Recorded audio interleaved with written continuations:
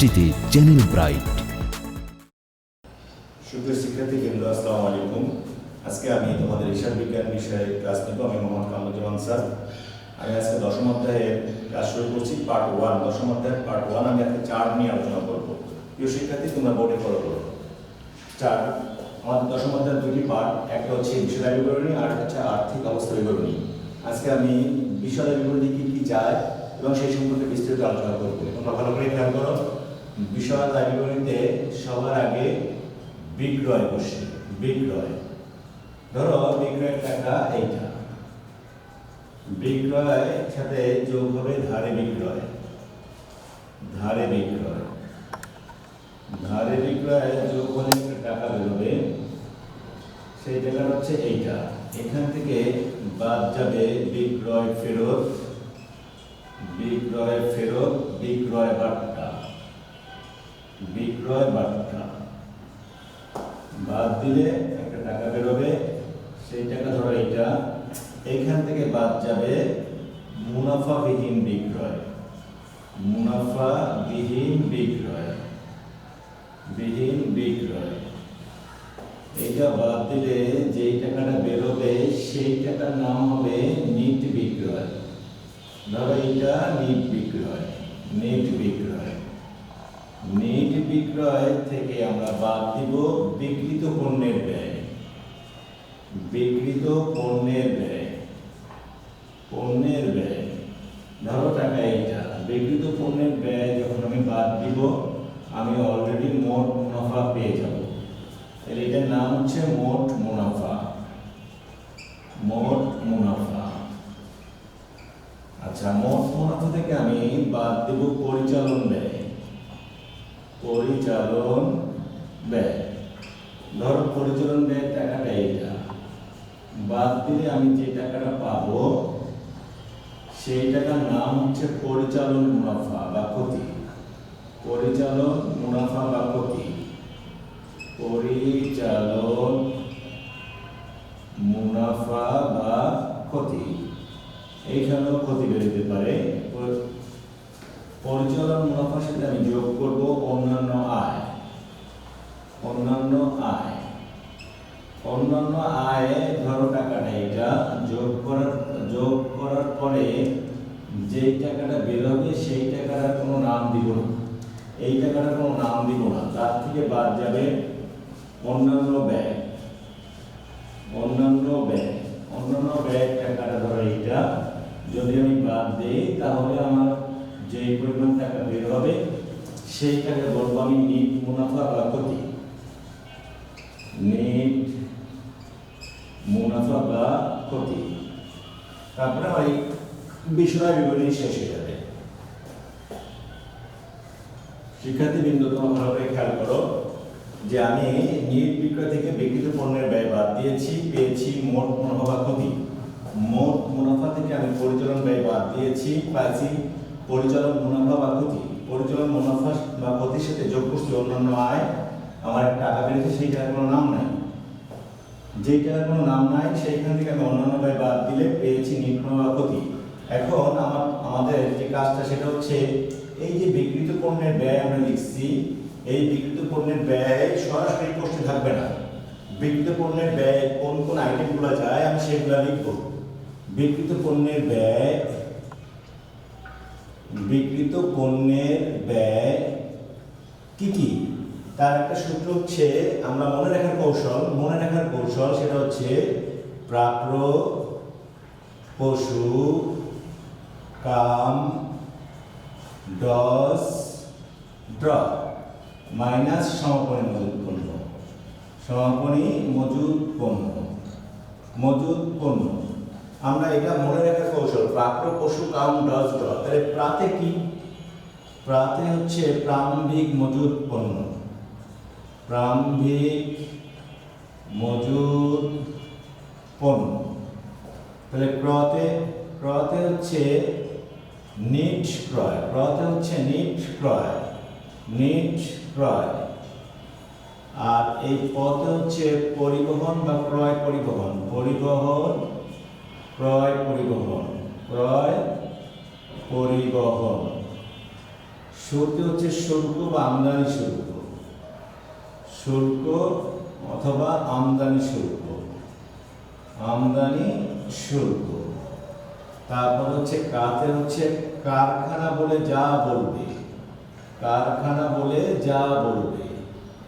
মতে হচ্ছে মজুরি, মজুরি। তারপর হচ্ছে ডতে হচ্ছে ডক চার্জ বা বন্দর খরচ, বন্দর খরচ। যতে হচ্ছে জলযান ভাড়া, জলযান ভাড়া বা জাহাজ ভাড়া, জাহাজ ভাড়া, জাহাজ ভাড়া। আর ড্রতে হচ্ছে ড্রয়িং অফিস বেতন, ড্রয়িং অফিস বেতন বা অঙ্কন শাখার বেতন। এই যে প্রাপ্য পশু কাম ডজ ড্র, প্রাপ্য পশু কাম ডজ ড্র, এটা মনে রাখার জন্য আমি বলছি। তাহলে প্রাতে প্রাম্ভিক মজুত পণ্য, ক্রতে ক্রয়, পথে পরিবহন বা ক্রয় পরিবহন, সুতে শুল্ক বা আমদানি শুল্ক, কাতে কারখানা সংক্রান্ত খরচ, মতে মজুরি, ডতে ডক চার্জ বা বন্দর খরচ, যতে জলযান ভাড়া বা জাহাজ ভাড়া, ডতে ড্রয়িং অফিস বেতন। এই সকল আইটেম এইখানে বসবে। সেইখান থেকে সমাপনী মজুত পণ্য বাদ দিলে তুমি বিক্রিত পণ্যের ব্যয় পেয়ে যাবা। তাহলে আমরা বিক্রিত ব্যয় পণ্যের ব্যয় মনে রাখার সহজ কৌশল পেয়ে গিয়েছি। এখন আসলে আমরা পরের ধাপে যাই। এটা মুছে ফেলে আমি পরের ধাপে যাই। খেয়াল করো সবাই ভালো করে। এরপরে আমি বলছি পরিচালন ব্যয়, পরিচালন ব্যয়, পরিচালন ব্যয়। তাহলে এই পরিচালন ব্যয়ের মনে রাখার কৌশল, পরিচালন ব্যয় মনে রাখার কৌশলটা আমি বলছি। আমরা মনে রাখতে এই শব্দটা ইউজ করব, অবা বিবির প্রভাবে, বিবির প্রভাবে ডাক খান। আমরা পরিচালন ব্যয় মনে রাখার কৌশল লিখে দিই, মনে রাখার কৌশল। আমরা জাস্ট কিভাবে মনে রাখবো এটা ভুলে যাই আমরা অনেকেই, এর জন্য। তাহলে অতে কি, অতে হচ্ছে অবচয়, অবলোকন, অবলোকন। এই অবচয়টা কি? আসবাবপত্রের অবচয়, যন্ত্রপাতির অবচয়, কলকবজার অবচয়, দালান ঘরের অবচয় ইত্যাদি। আর অবলোকনটা হচ্ছে সুনামের অবলোকন, ইজারা সম্পত্তির অবলোকন, ট্রেডমার্কের অবলোকন, প্যাটেন্টের অবলোকন ইত্যাদি। ব্যয়তে হচ্ছে ব্যাংক চার্জ, ব্যাংক চার্জ। বিতে হচ্ছে বিজ্ঞাপন, বিক্রয় পরিবহন, বিক্রয় পরিবহন। আর এক বিতে হচ্ছে বীমা খরচ, বীমা খরচ বা বীমা প্রিমিয়াম। তারপরে রতে হচ্ছে রপ্তানি শুল্ক, রপ্তানি শুল্ক। তারপরে প্রতে হচ্ছে প্রদত্ত বাট্টা, প্রদত্ত কমিশন। আচ্ছা, তারপর হচ্ছে ভাতে হচ্ছে ভাড়া, অফিস ভাড়া। বেতে হচ্ছে বেতন। তারপরে ডাতে হচ্ছে ডাক ও তার। আর কতে হচ্ছে নেট কুরিং, নেট কুরিং, নিট অনাদায়ী দেনাদারি, নিট অনাদায়ী দেনা, অনাদায়ী দেনা। তারপর হচ্ছে খাতে হচ্ছে খাজনা ও কর, খাজনা ও কর। আর মতে হচ্ছে মনিহারি। এই যে দেখো আমি নামগুলো লিখছি, এই প্রত্যেকটা নাম এই পরিচালন ব্যয়ের নিচে নিচে বসবে এবং তার সাথে সমন্বয়ের কাজ থাকবে, সেগুলো আমরা করবোই। আমি আবার বলছি যে পরিচালন ব্যয় মনে রাখার একটা কৌশল, সেটা হচ্ছে অবা বিবির প্রভাবে ডাক খান। তাহলে সরতে কি? অবচয় অবলোকন, ব্যয়তে ব্যাংক চার্জ, বিতে বিজ্ঞাপন, বিক্রয় পরিবহন, আর এক বিতে বীমা খরচ, রতে রপ্তানি শুল্ক, প্রতে প্রদত্ত বাট্টা, প্রদত্ত কমিশন, ভাতে ভাড়া, অফিস ভাড়া, বেতে বেতন, ডাতে ডাক ও তার, খাতে কতে নিট কুরিং, নিট আমাদের দেনা বা কুরিং লিখতে পারো, নিট কুরিং, নিট কুরিং। তারপর হচ্ছে খাতে খাজনা ও কর, আর মতে মনিহারি। ঠিক আছে, এখন তাহলে আসো আমি এটা মুছে ফেলাই। মুছে ফেলাইয়া দেখি আমরা এর পরের আইটেমটা আমাদের কি আছে। এর অন্যান্য আয় মনে রাখার কৌশল। মনে রাখার কৌশল আমরা অন্যান্য আয় কিভাবে মনে রাখবো। এর একটা সেন্টেন্স হচ্ছে প্রাউশি ডিশ। প্রাউশি ডিশ একটু মনে রাখলেই তুমি অন্যান্য আয় মনে রাখতে পারবা। তাহলে প্রাতে কি? প্রাতে হচ্ছে প্রাপ্ত বার্তা, প্রাপ্ত কমিশন। প্রাপ্ত বার্তা, প্রাপ্ত কমিশন, প্রাপ্ত কমিশন, প্রাপ্ত লভ্যাংশ, প্রাপ্ত লভ্যাংশ, প্রাপ্ত সুদ, প্রাপ্ত সুদ। প্রাপ্ত দিয়ে যা বলবে, প্রাপ্ত দিয়ে যা বলবে। ওতে হচ্ছে উপভাড়া, উপভাড়া। তারপর শীতে হচ্ছে শিক্ষানবিশ স্যালামি, শিক্ষানবিশ স্যালামি। তারপর হচ্ছে বিতে হচ্ছে বিনিয়োগের সুদ, বিনিয়োগের সুদ। শত হচ্ছে সঞ্চয়পত্রের সুদ, সঞ্চয়পত্রের সুদ। তোমরা একটা মনে রাখো, প্রাউশি ডিশ, প্রাউশি ডিশ, প্রাউশি ডিশ হচ্ছে প্রাপ্ত বার্তা, প্রাতে হচ্ছে প্রাপ্ত বার্তা, প্রাপ্ত কমিশন, প্রাপ্ত লভ্যাংশ, প্রাপ্ত সুদ, প্রাপ্ত দিয়ে যা বলে। ওতে হচ্ছে উপভাড়া, আর ওতে হচ্ছে উত্তোলনের সুদ, ওটা দেয় নাই না। ও প্রাউ আর একটা ওতে হচ্ছে উত্তোলনের সুদ, এখানে দিয়ে দেই উত্তোলনের সুদ, উত্তোলনের সুদ। শীতে শিক্ষানবিশ স্যালামি, বিতে বিনিয়োগের সুদ, শত সঞ্চয়পত্রের সুদ। এটা হচ্ছে অন্যান্য আয়। এইবার আসো অন্যান্য ব্যয় মনে রাখার কৌশল। অন্যান্য ব্যয় মনে রাখার কৌশল শিখব। অন্যান্য ব্যয় মনে রাখার কৌশল। তাহলে অন্যান্য ব্যয় আসো। অন্যান্য ব্যয়ের সূত্র হচ্ছে ব্যাসু ঋষি মুখ, মুখ, ব্যাসু ঋষি মুখ। তাহলে হচ্ছে ব্যাসু, ব্যাসু হচ্ছে ব্যাংক জমাতিরিক্তের সুদ, ব্যাংক জমাতিরিক্তের সুদ, জমাতিরিক্তের সুদ। তারপরে ঋতে হচ্ছে ঋণের সুদ, ঋণের সুদ। শীতে হচ্ছে শিক্ষানবিশ ভাতা, শিক্ষানবিশ ভাতা। মুতে হচ্ছে মূলধনের সুদ, মূলধনের সুদ। আর খতে হচ্ছে বিবিধ ক্ষীয়, এটা খত না ক্ষীয়, এটা মুখ। আর এই ক্ষীয়তে হচ্ছে বিবিধ ক্ষতি, বিবিধ ক্ষতি ইত্যাদি। তাহলে আমরা এই প্রত্যেকটা আইটেমের যে বিক্রিত পণ্যের ব্যয় কি কি যায়, আমি বলছি বিক্রিত পণ্যের ব্যয় তুমি কি কি জায়গা মনে রাখতে হবে। তোমাকে মনে রাখতে হবে প্রাপ্য পশু কাম ডজ ডগ। পরিচালন ব্যয় মনে রাখার জন্য তোমাকে মনে রাখতে হবে অবা বিবিধ প্রভাবে ডাক ফার্ম। অন্যান্য আয় তোমাকে মনে রাখতে গেলে তোমাকে মনে রাখতে হবে প্রাউশি ডিশ। অন্যান্য ব্যয় তোমাকে মনে রাখতে গেলে মনে রাখতে হবে ব্যাসু ঋষি মুখ্য। এখন আসো আমি এটা মুছে ফেলাই। আমরা এক জায়গায় বলছি যখন আমি এই যে বিক্রিত পণ্যের ব্যয় বলছিলাম নিট ক্রয়, নিট ক্রয়।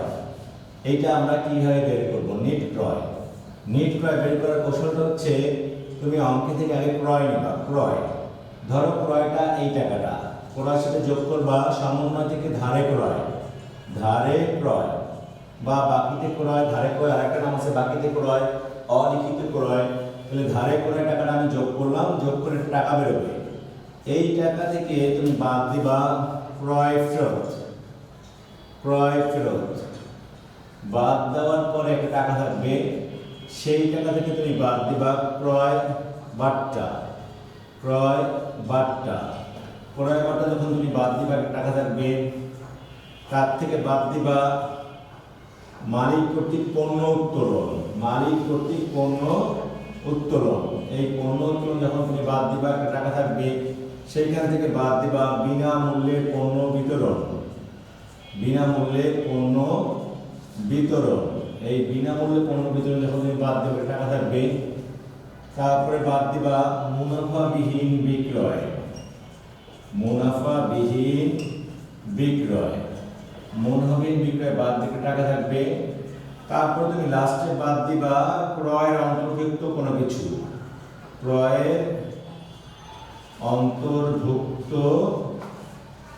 কোনো কিছু, যে কোনো কিছু হতে পারে। ক্রয়ের অন্তর্ভুক্ত যদি কিছু থাকে সেটা বাদ দিয়ে যে টাকাটা বেরোবে এইটাই তোমার নিট ক্রয়।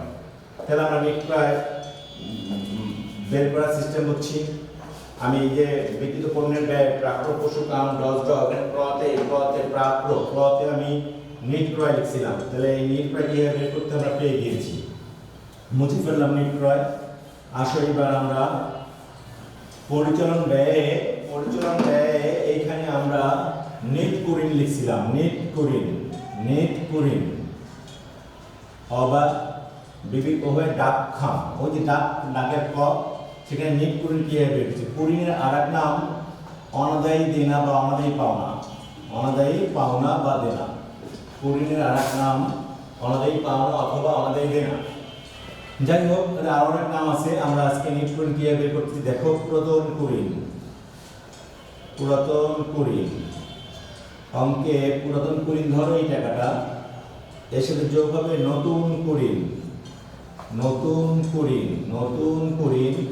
এই যে আমি যোগ করলাম, টাকা যোগ করে টাকা বেরোলো, সেই টাকার সাথে যোগ করব নতুন কুরিন সঞ্চিতি।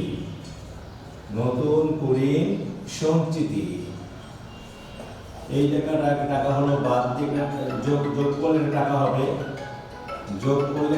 হবে, সেই টাকার সাথে আমি যোগ করব হচ্ছে নতুন কুরিন। যোগ করার পর বাদ দিব পুরাতন কুরিন সঞ্চিতি।